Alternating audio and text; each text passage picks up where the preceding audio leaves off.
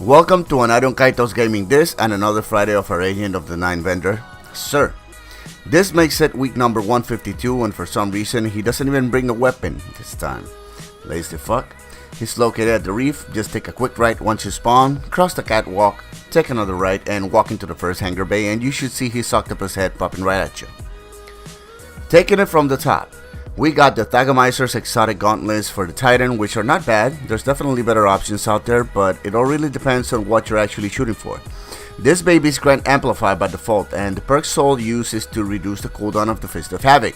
That's a striker's melee subclass node.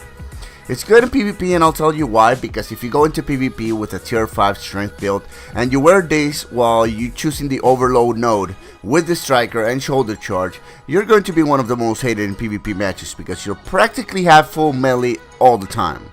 Then again, as I said, there's better gear out there depending on what you're looking for. I happen to like them when I'm bored.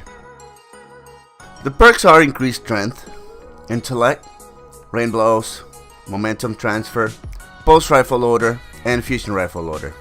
No, they're really not bad, but I've seen better perks.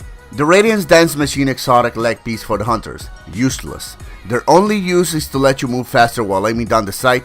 Don't waste your coins unless you're actually collecting them. They got increased intellect, strength, sidearm and rocket launcher ammo, and your choice of arc, solar, void, double down.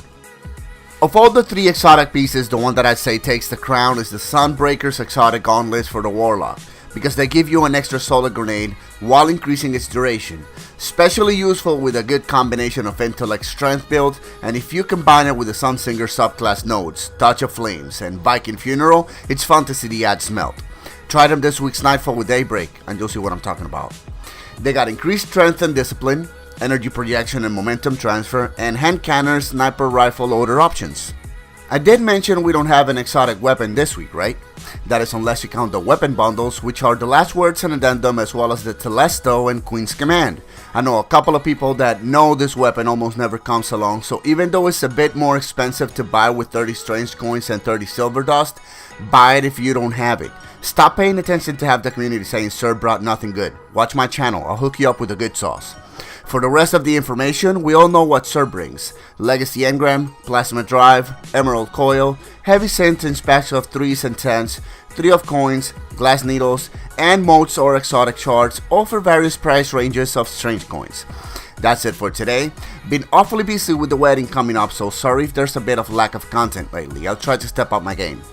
Build is coming up nicely, so I'll definitely be ready for D2 on both PS4 and PC respectively. Stay tuned for more, and don't forget, leave a sub, leave a like, but above all, be safe, Guardians. See ya.